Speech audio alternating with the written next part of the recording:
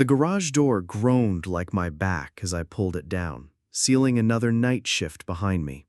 4 a.m. in Columbus, and the world was still painted in shades of gray and exhaustion.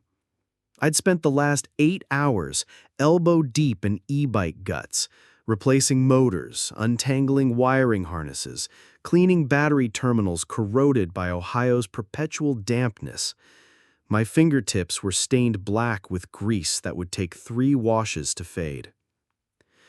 The ride home cut through frost-silvered lawns and sleeping neighborhoods, my breath making small clouds in the November air. Each pedal stroke reminded me why I'd bought this used Trek instead of fixing my car's transmission. Every dollar saved was a dollar that could go toward Grandma's medical bills or next month's utilities. The duplex came into view, its yellow porch light still burning like a beacon I'd left for myself. Before we jump back in, tell us where you're tuning in from, and if this story touches you, make sure you're subscribed because tomorrow I've saved something extra special for you. Inside, warmth hit me like a hug. The kettle was already whistling.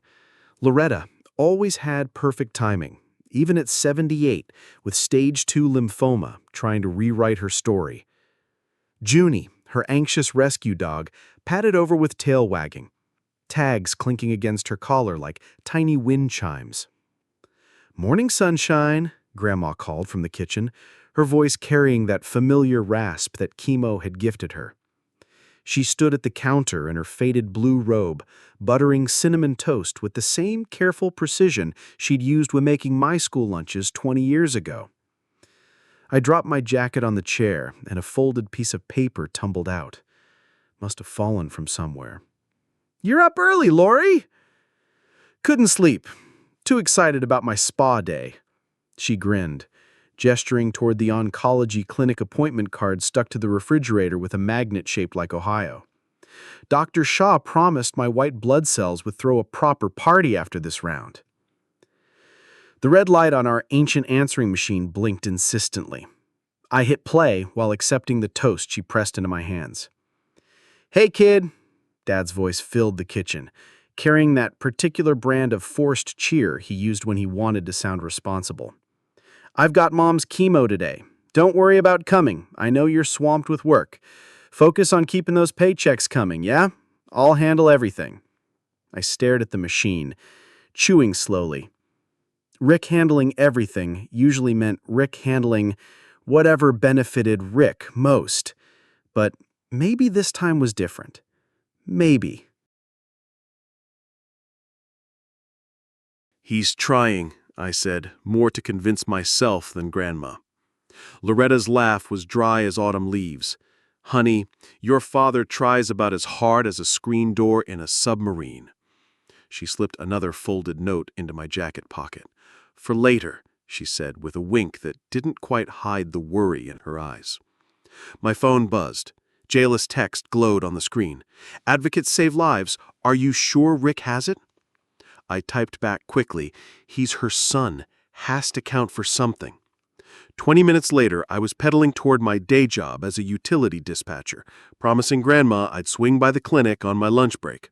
Behind me, Junie whined at the window. She always knew when goodbyes felt different. I should have listened to the dog. The utility dispatch office hummed with the white noise of fluorescent lights and distant traffic complaints.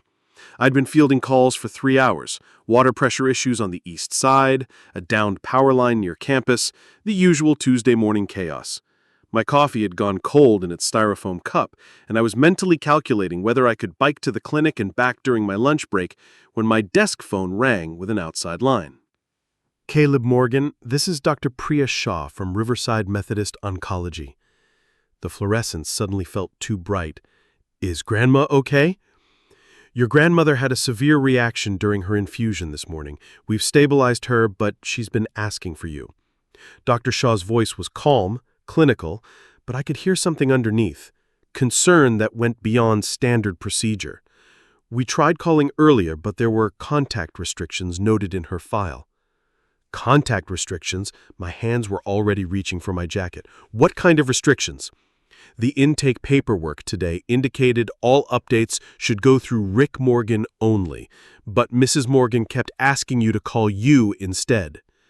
I was standing now, chair rolling backward. I'm coming, 20 minutes. Mr. Morgan, Caleb, there may be some paperwork issues we need to discuss when you arrive. The bike ride to Riverside Methodist was a blur of cold wind and rising panic. I cut through 2 parking lots and took the stairs 3 at a time, my work boots echoing in the sterile corridors that smelled like disinfectant and fear. Nurse Aiden Yuen met me at the oncology desk, his face professionally neutral, but his eyes kind. Room 314. She's stable, but we had some confusion with the intake forms today. What kind of confusion? He glanced around, then leaned closer. The contact sheet was irregular. Handwriting didn't match the signature we have on file from previous visits, and your grandmother was quite insistent we call you, not your father. My stomach dropped. I tried Rick's number while walking toward Grandma's room, straight to voicemail. His Instagram story showed a mimosa glass and the Short North's brick streets, time-stamped 40 minutes ago. #Tuesday treatment. Loretta looked small against the white hospital sheets, an IV line snaking from her arm, but her smile was pure steel when she saw me.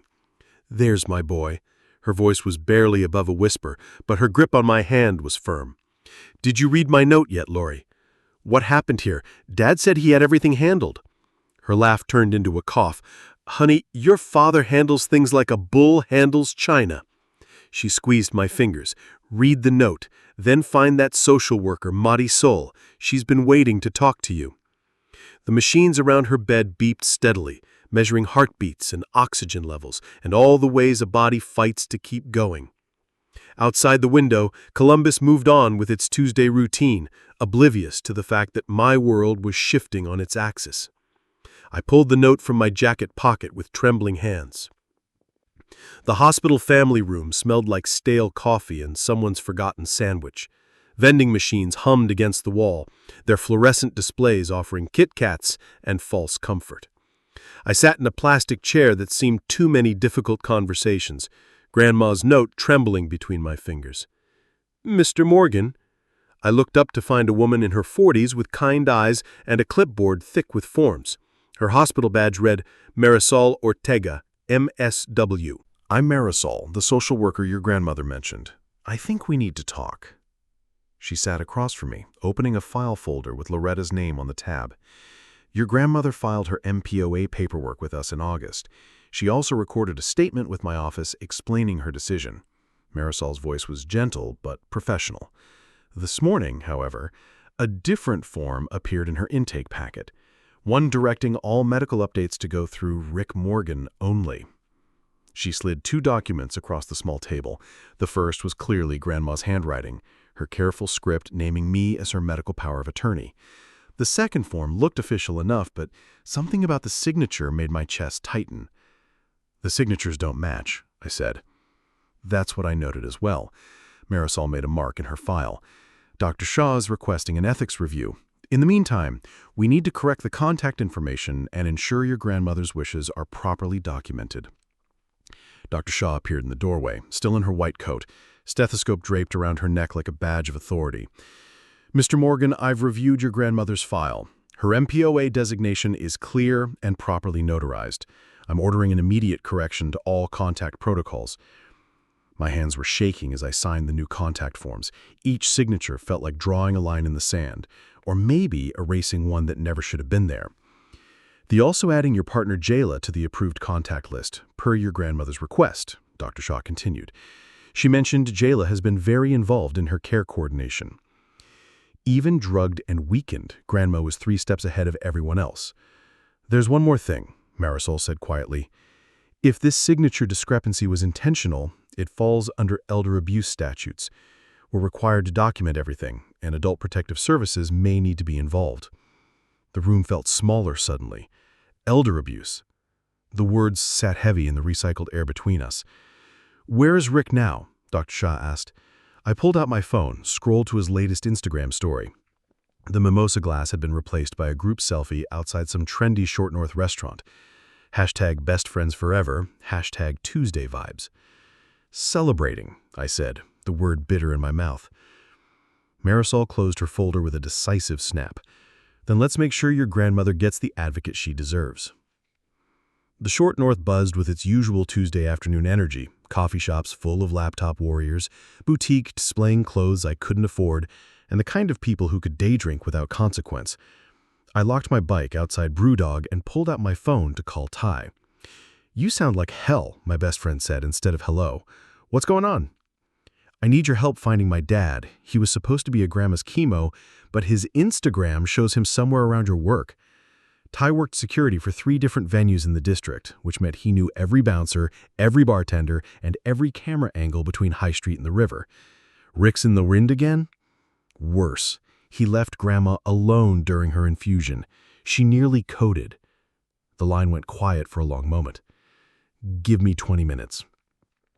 Telling and preparing the story took us a lot of time, so if you are enjoying it, subscribe to our channel. It means a lot to us. Now back to the story. I spent those 20 minutes walking in circles, my anger crystallizing with each step. Every storefront window reflected the same exhausted guy in work clothes, but underneath the fatigue, something harder was forming. Purpose, maybe? Or just enough rage to finally act. Ty texted me an address. Nexus Lounge. Manager's name is Brielle. Tell her you're with me. Nexus Lounge was all exposed brick and Edison bulbs, the kind of place that charged $18 for cocktails and called it curated. Brielle Carter stood behind the bar like she owned the world, which she probably did. Her hair was pulled back in a no-nonsense bun, and her smile was sharp enough to cut glass. "You're Ty's friend, the one looking for Rick Morgan." "You know him?" Her laugh was dry.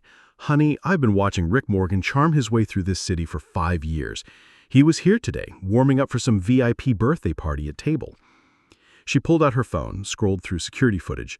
"Your boy arrived at 11:47 a.m., ordered bottle service, left around 2:30. The timestamps hit me like a physical blow. Grandma's infusion had started at 11 o'clock. Rick had literally walked out during her treatment to go day drinking. "I need those timestamps documented." Brielle's expression softened slightly. "Someone got hurt?" "My grandmother. She's fighting cancer, and he was supposed to be there." Without another word, she printed out the receipt and wrote the security camera times on the back in neat handwriting. Rick's been trading on his charm for years, but charm doesn't pay tabs. "Tell your grandmother I'm sorry." My phone rang as I stepped back onto the sidewalk. Denise Caldwell, Grandma's neighbor, her voice tight with worry. "Caleb, honey, I saw Rick leave the clinic around noon. He seemed awfully rushed." Denise kept a mental catalog of everything that happened on their block, a blessing and sometimes a curse. "But that's not why I'm calling. I've been seeing him pick up envelopes from your grandmother's mailbox pretty regular. Always takes them straight to his car." "The pension checks, of course." "How often, Denise?" "Every month, like clockwork, sometimes twice. I figured she asked him to help with her banking." The pieces were falling into place with sickening clarity. Medical control, financial control, all wrapped up in the pretty bow of "I'm helping Mom." I called Jayla as I unlocked my bike. "We need to document everything, tonight."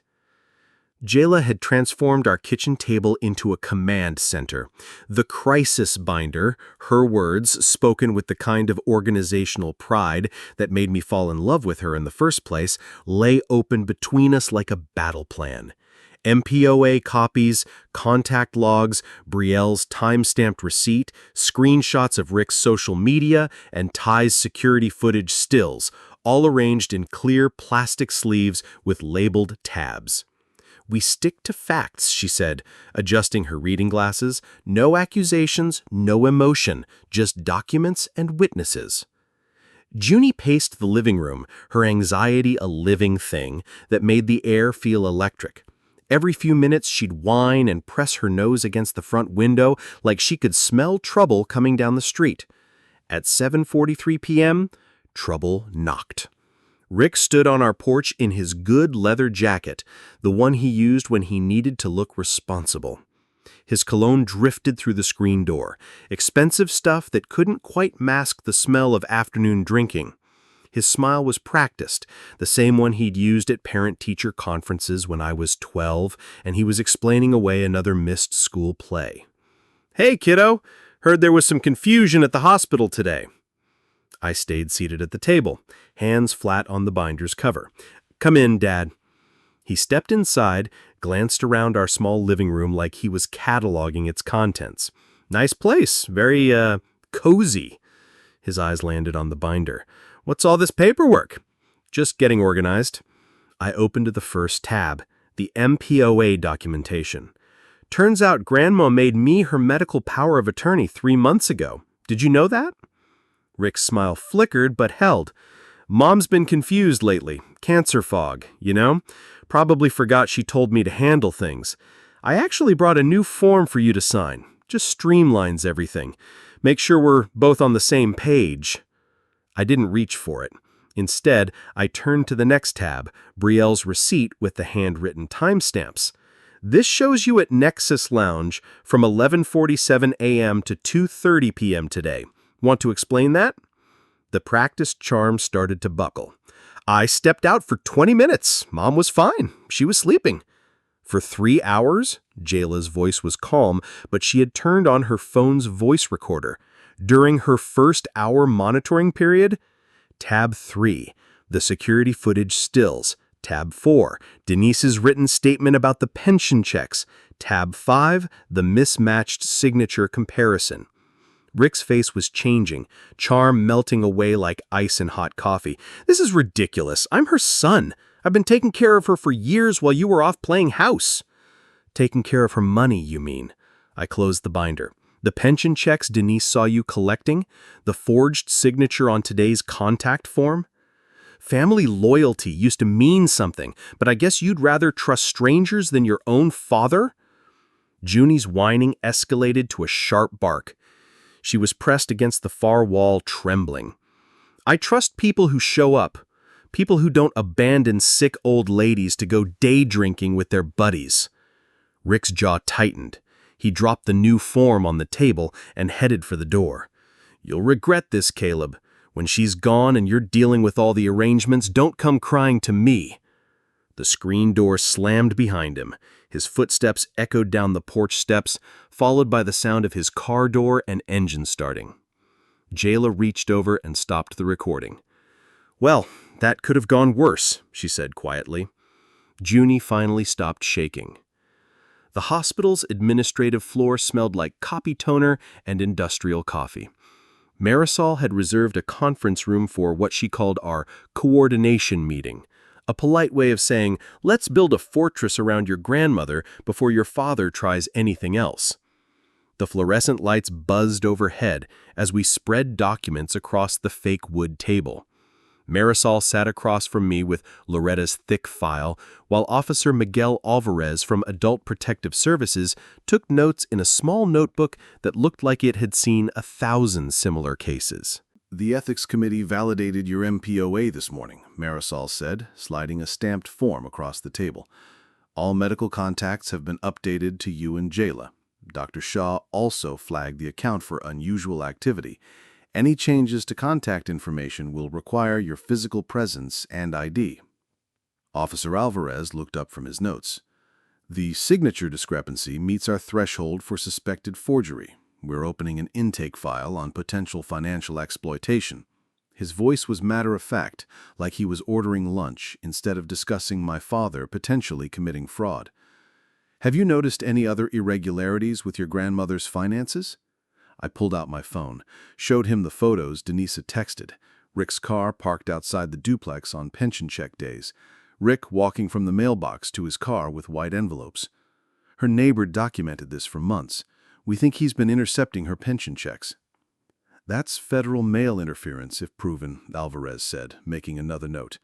"We'll need to freeze access to her accounts and redirect her benefits to a secure address."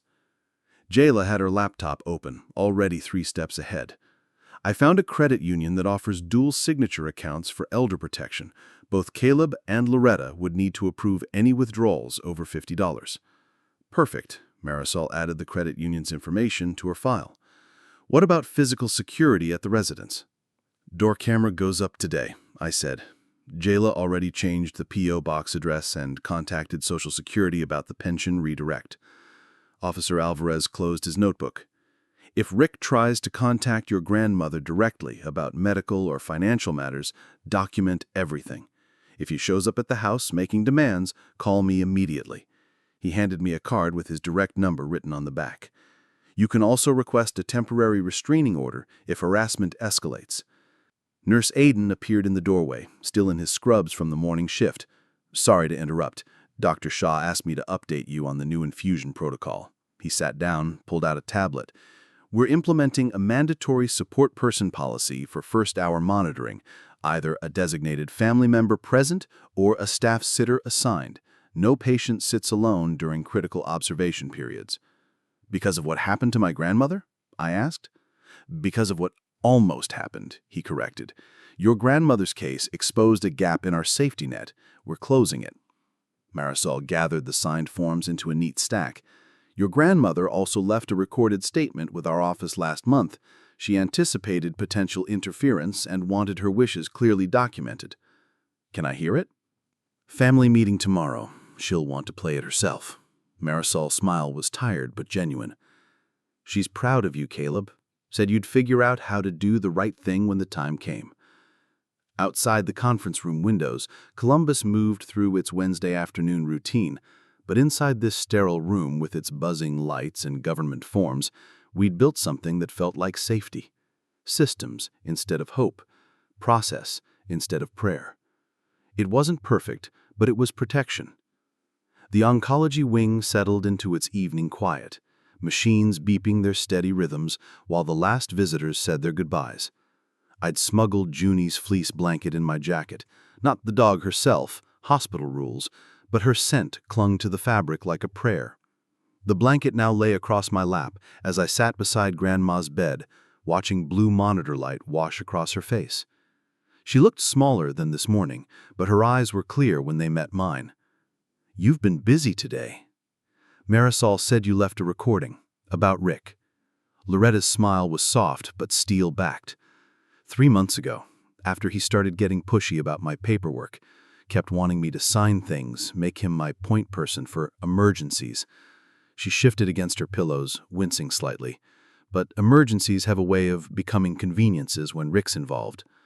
I smoothed Junie's fleece blanket across my knees, the familiar texture grounding me. Why didn't you tell me you'd changed the MPOA? Because you would have felt guilty, would have started second-guessing yourself, wondering if I didn't trust Rick because of something you said or didn't say. But this wasn't about you, honey. This was about me finally learning the difference between being helped and being handled. The words sat heavy in the recycled air between us. Outside her window, Columbus glittered in the darkness, traffic lights and office buildings and the ordinary life that kept moving while people fought for their dignity in hospital rooms. He was taking your pension checks? I know. Started small, said just helping with bills, he said, but helping turned into handling and handling turned into controlling. She squeezed my fingers. That recording I left with Marisol, I explained it all. The pressure, the guilt trips, the way he'd get angry when I asked questions about my own money. Why didn't you stop him? Loretta was quiet for a long moment, listening to the machines that kept her tethered to this world. Because for 60 years, I believed keeping the peace was more important than keeping my voice. Your grandfather used to say that women should defer to their menfolk on serious matters. Her laugh was bitter and fond at the same time. Took cancer to teach me that my own medical decisions qualified as serious. I've been doing the same thing. With Rick, making myself smaller to avoid conflict. That's the family disease, honey. Passed down like blue eyes or bad knees. She turned to face me fully, her gaze steady despite the exhaustion. But it stops with you. No more making yourself small to keep other people comfortable. I don't know how to do that. You already started, today, with the forms and the witnesses and the backbone I always knew you had.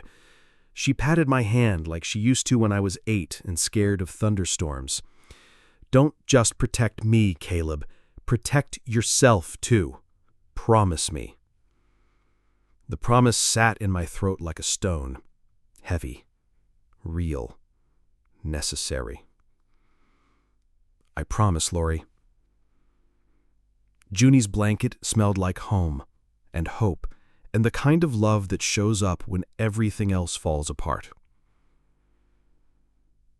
The hospital cafe buzzed with its usual midday energy, doctors grabbing quick coffees between rounds, families seeking comfort in overpriced sandwiches, the gentle chaos of people trying to maintain normalcy in a place where normal didn't exist. I'd chosen a corner table with clear sightlines to both entrances, the crisis binder open beside my untouched turkey wrap. Rick arrived 15 minutes late, his charming smile already in place as he waved Dr. Shaw across the room. He'd changed into a pressed navy blazer, the kind of outfit that said "responsible family man" to anyone who didn't know better. His cologne announced him 3 tables away. "Caleb! Dr. Shaw, Marisol, thanks for making time." He pulled out a chair like he was hosting a business lunch instead of answering for medical abandonment. "I know yesterday got a little confused, but we can sort this out like family." Dr. Shaw's expression was clinical granite. "Mr. Morgan, we're here to review the timeline of your mother's care and address some discrepancies in our documentation." Of course. Happy to clear things up." Rick settled into his chair, confidence radiating like heat. "You know how these things go. Paperwork gets mixed up, wires get crossed." I opened the binder to the first tab, the MPOA documentation. "This shows Grandma named me her medical power of attorney in August. Were you aware of that?" Rick's smile flickered, but held. "Mom's been confused lately, cancer fog. She probably meant to add you to help me coordinate things." He reached into his jacket. "Actually, I brought the original form she signed." "The forged one." Officer Alvarez appeared behind Rick's chair, having entered through the cafe's side door. His badge was visible on his belt, official and unmistakable. The color drained from Rick's face. "This is ridiculous. You're treating me like a criminal over a paperwork mix-up." "Let's talk about the timeline," Marisol said quietly, opening her own file. "Your mother's infusion began at 11 a.m. yesterday. Our records show you left the building at 11:42 a.m. I turned to the next tab, Brielle's receipt and the security footage stills. This places you at Nexus Lounge from 11:47 a.m. to 2:30 p.m., 3 hours of bottle service when Grandma was alone during critical monitoring. I stepped out for 20 minutes. Rick's voice rose, drawing glances from nearby tables. "She was sleeping. Everything was fine. He told me to handle the calls." He added quickly, then stopped, realizing his mistake. Dr. Shaw leaned forward. "According to our chart notes, your mother specifically requested that we contact Caleb if any complications arose. She was quite clear about this preference." "That contradicts your statement," Officer Alvarez observed, making a note. "Which version is accurate, Mr. Morgan?" Rick's practiced charm was crumbling in real time. "Look, I've been managing Mom's affairs for months. I know what's best for her. Including intercepting her pension checks," I showed him Denise's photographs, "taking her mail without permission. She asked me to help with her finances." "Then you won't mind signing a statement to that effect," Marisol said, sliding a form across the table. "We're implementing new safeguards for your mother's medical and financial autonomy." Rick stared at the paper like it might bite him. "This is insane. I'm her son. And I'm her chosen advocate, the one she trusted to put her care first." Rick's jaw worked silently for a moment. Then he stood abruptly, knocking his chair back. "You'll regret this, all of you. When the bills pile up and the decisions get hard, don't come crying to me." He stormed out, leaving his unused napkin and the lingering scent of expensive cologne. Officer Alvarez closed his notebook. Well, that was illuminating. The early December wind rattled our windows like an impatient visitor, carrying the scent of snow and wood smoke through the duplex. Strings of holiday lights flickered to life down our block as neighbors settled into their evening routines. The Garcia's inflatable Santa, Mrs. Peterson's tasteful white lights, the college kids next door's slightly crooked menorah in their window. Inside, our kitchen had become a pharmacy command center. Jayla sat at the table with pill organizers spread before her like a pharmacist's puzzle, sorting Loretta's medications by day and time.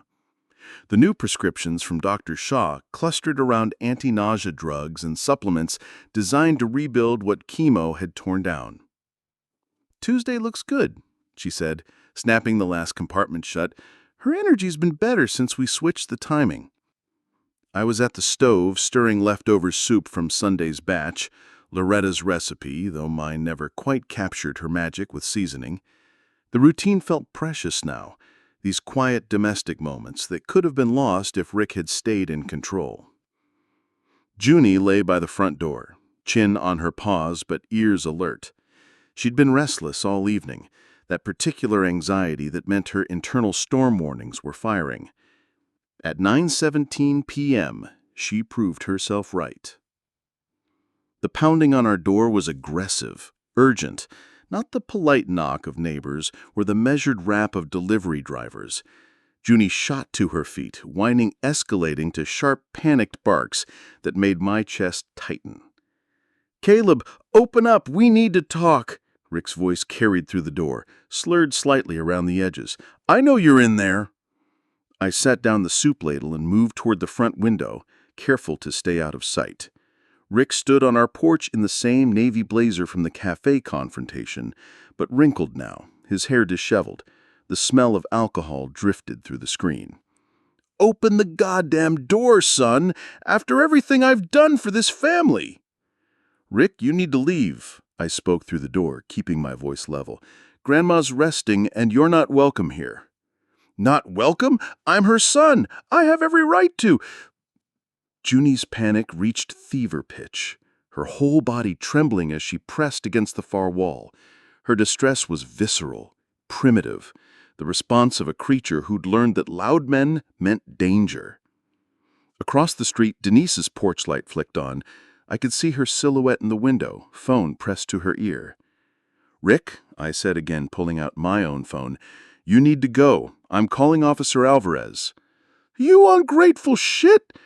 Something crashed, the ceramic planter Loretta kept by the door probably.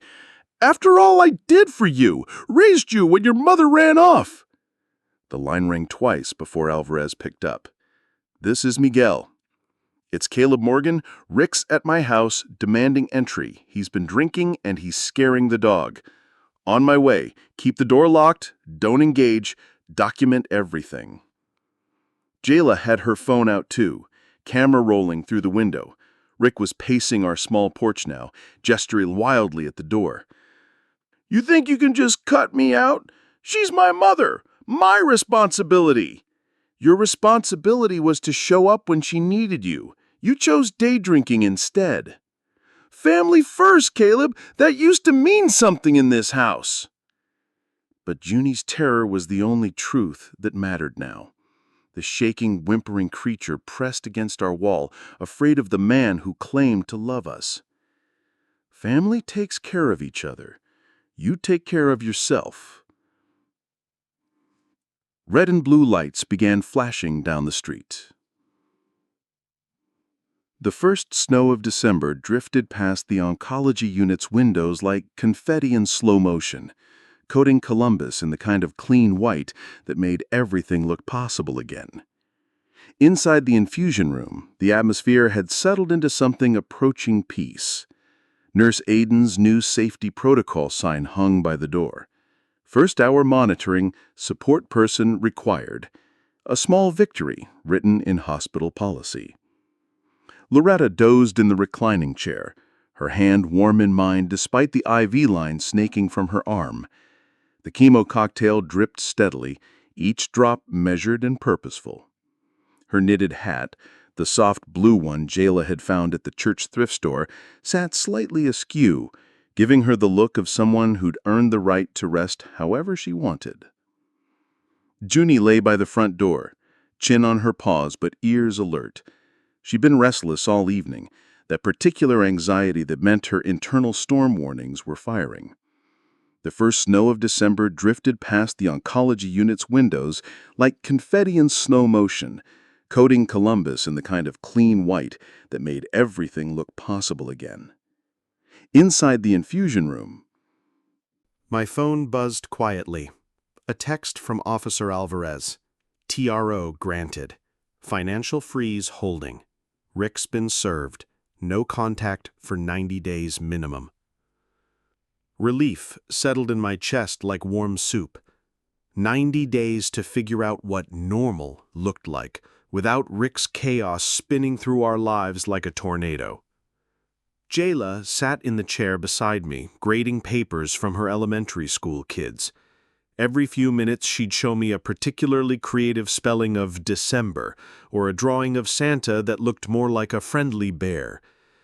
The ordinary magic of her work, shaping small minds, building futures, one phonics lesson at a time, felt like a counterweight to all the medical heaviness. "How we doing over here?" Dr. Shaw appeared beside Loretta's chair, her stethoscope draped around her neck like a badge of quiet authority. She checked the monitors, made notes on her tablet, then gave us a smile that actually reached her eyes. "Her numbers are stabilizing beautifully. The new medication timing is working." She squeezed Loretta's shoulder gently. "Your grandmother's a fighter." Loretta stirred, opening one eye. "Heard that. Fighting's easier when you've got good backup." She squeezed my hand with surprising strength. "Speaking of which, isn't it time you called your boss about adjusting your schedule?" She was right, as usual. I'd been putting off the conversation with my supervisor about shifting my dispatch hours to accommodate first-hour infusions. The old me would have worked around everyone else's needs, stretching myself thin to avoid inconveniencing anyone. The new me pulled out my phone. "Jim, it's Caleb. I need to talk about changing my Tuesday schedule."